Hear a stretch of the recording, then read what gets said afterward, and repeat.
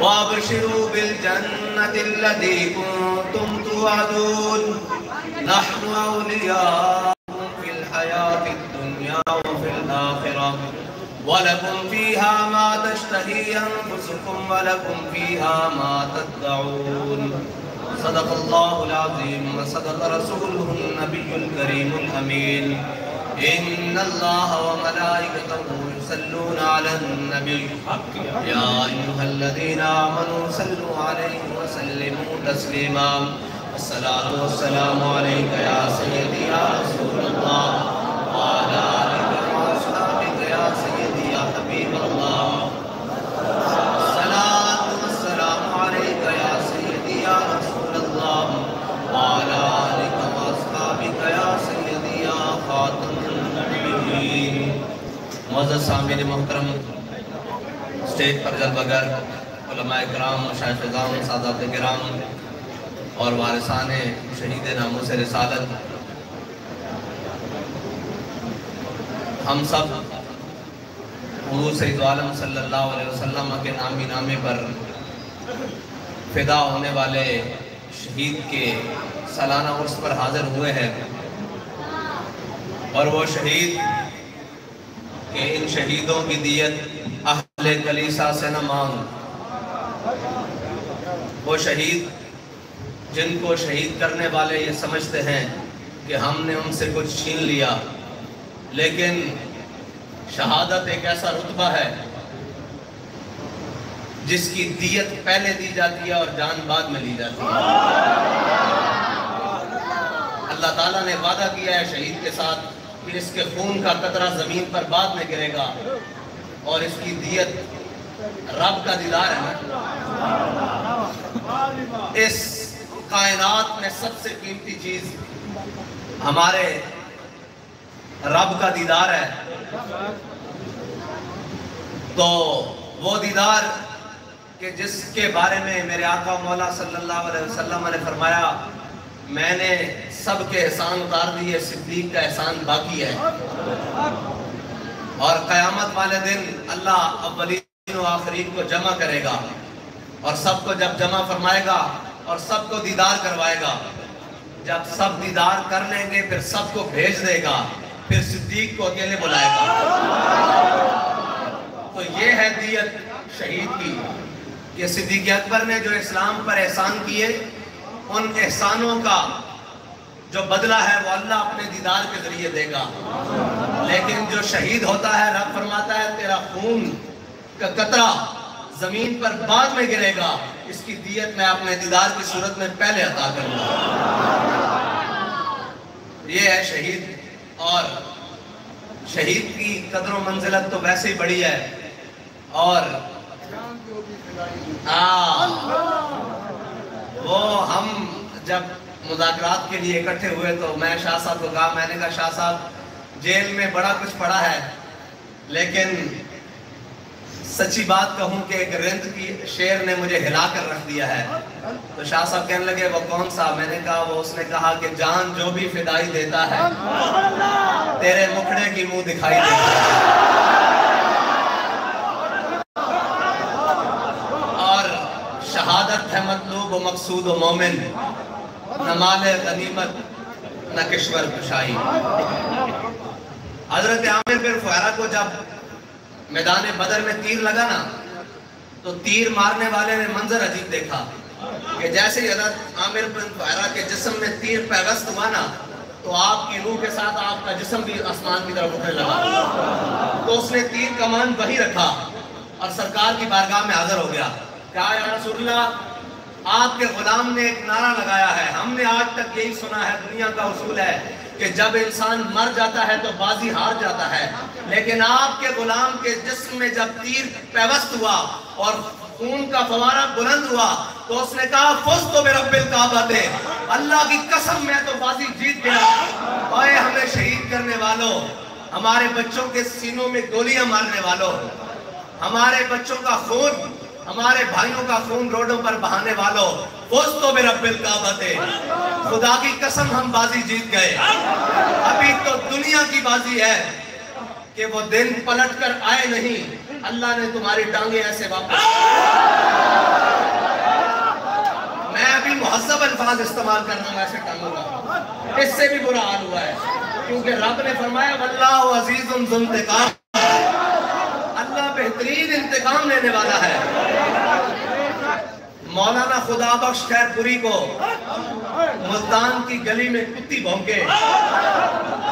तो वो सलामत न रहे, और जो हुजूर के नारे रोड पर रोजे की हालत में बुलंद कर रहे हो, ताजदारे खत्मे नबूवत के नारे लगा रहे हो, उन्हें गोलियां मारने वाले, शर मारने वाले बच जाएंगे। अभी तो आगाज हुआ है, अभी अच्छा बात यह है कि इंतकाम जो है ना, वो अभी मर जाए कोई, या भी दुनिया से चला जाए, अभी रुल जाए, चस नहीं आती, रोल रोल के आस्ता आस्ता लहजा लहजा तेरी रगों में मेरा खून उतरेगा। और वो खून, सच्ची बात है,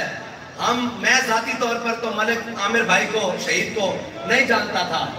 लेकिन आज दुनिया जानती है। उसकी वजह है क्या कि उन्होंने हुजूर के नाम पर जान कुर्बान की। और ये वो रिश्ता है, जो रिश्ता हमारा ईमान का रिश्ता है ना, हमारा ईमान का रिश्ता है, वो हज़रत सिद्दीक़ अकबर तक जाता है, सब तक जाता है। और शुहदा वो है जिनका खून का रिश्ता भी और ईमान का रिश्ता भी सिद्दीक़ अकबर तक। हजरत इमाम अहमद बिन हंबल को, इसे मैं बता देता हूँ वो कैसे। हजरत इमाम अहमद बिन हंबल को जब बादशाह वक्त ने ऊंट पर बैठाकर और हाथी पर बैठाकर नंगी पीठ करके जब कोड़े मारे ना, तो एक दिन बाजार में हजरत इमाम अहमद बिन हंबल को कोड़े लग रहे थे, तो मौज़िन ने जोर की अजान दे दी, जोर का वक्त हो गया।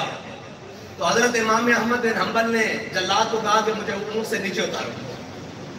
जब उसने आपको ऊंट से नीचे उतारा ना, तो उन्होंने कहा जी क्या करना है? आपने फरमाया मैंने जोर की नमाज पढ़नी है। तो उस वक्त के बड़े मुस्लिहीन और बड़े अपने आप को मुजद्दिदीन कहने वाले और बड़े पढ़े लिखे, जिनका काम ही हमेशा ये होता है, जो अपने आप को पढ़े लिखे कहते हैं, कि हमेशा जालिम की गोद में बैठना है और उसके बाजुओं को ताकत देनी है, वो सारे आ गए मौलवी उस दौर के भी। उन्होंने कहा इमाम साहब आप तो खुद इमाम हैं,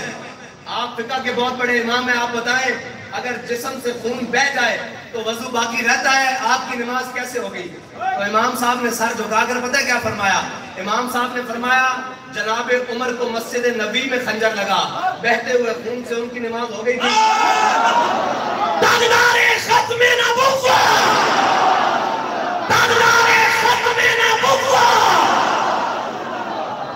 आपने फरमाया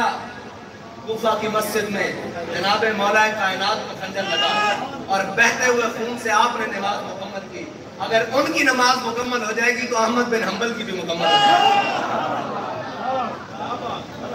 इसलिए मैंने कहा कि जिनका खून भी मिलता है और हमारे शहीद जिनके खून ने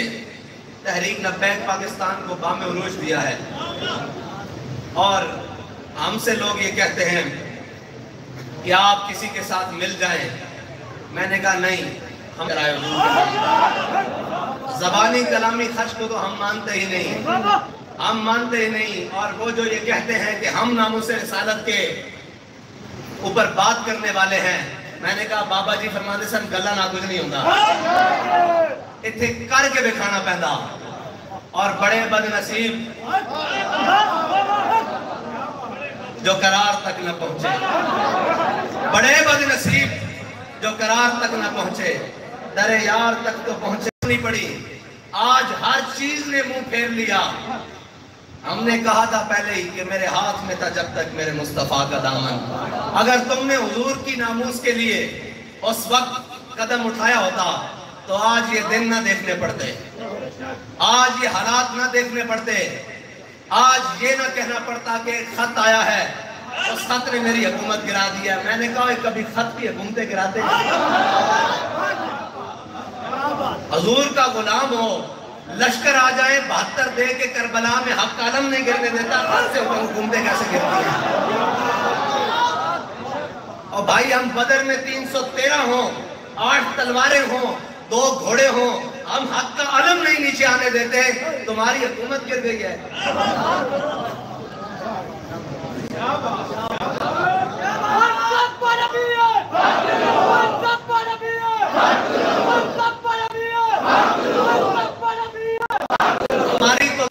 یہ ہے کہ جب ہمیں خط آئے یا ہم نے خط لکھے، ہمارے خطوں سے تو نیل چل پڑتا ہے، اور اگر ہمیں خط آ جائے تو ہم یہ نہیں کہتے کہ میں اس کو دکھاؤں گا بھی نہیں، میں اس کو دکھاؤں گا بھی نہیں، وہ بہت بڑی ذمہ داری ہے مجھ پر، بلکہ حضرت یوسف بن تاشفین کو جب خط آیا تو آپ نے اپنے مشیر سے کہا اس کا جواب لکھو، تو انہوں نے بڑا 2-3 صفحوں کا لمبا جواب لکھا کہ اس نے الفانسو نے خط میں لکھا تھا کہ اگر آسمان کے فرشتے بھی تمہاری نصرت کو ادھر آئیں، تمہاری مدد کو ادھر آئیں، تو میں تمہیں شکست دے دوں گا، تمہاری بچت نہیں ہوگی، تمہارا میں قیمہ کر کے رکھ دوں گا، تمہیں میں 2 پہاڑوں کے پارٹ میں پیس کر رکھ دوں گا۔ تو حضرت یوسف بن تاشفین نے اپنے مشیر سے کہا کہ ان فضول باتوں کا جواب تم دے دو، لیکن بات یہ ہے کہ جب تک قائد خود اتر کر اس مسئلے کی حساسیت کو نہیں سمجھتا، قوم کو سمجھ نہیں آتی۔ حضرت یوسف بن تاشفین نے جب دیکھا کہ انہوں نے 2-3 صفحوں کا جواب لکھ دیا تو آپ نے ایسے مسکرا کر کہا کہ دشمن کو لمبے چوڑے جواب نہیں دیے جاتے، بلکہ دشمن اگر کوئی بات کرے تو بابا جی کا ایک جملہ کے بچوں پتر لگ دے ہو، رضوی تیرے جان نثار، با خدا جب سارے ظلم انہوں نے کر لیے نا، سارے ظلم، اور جب بتایا گیا کہ ہمارے درجنوں شہید ہو چکے ہیں، اور جناب جو ان کا بس چلتا تھا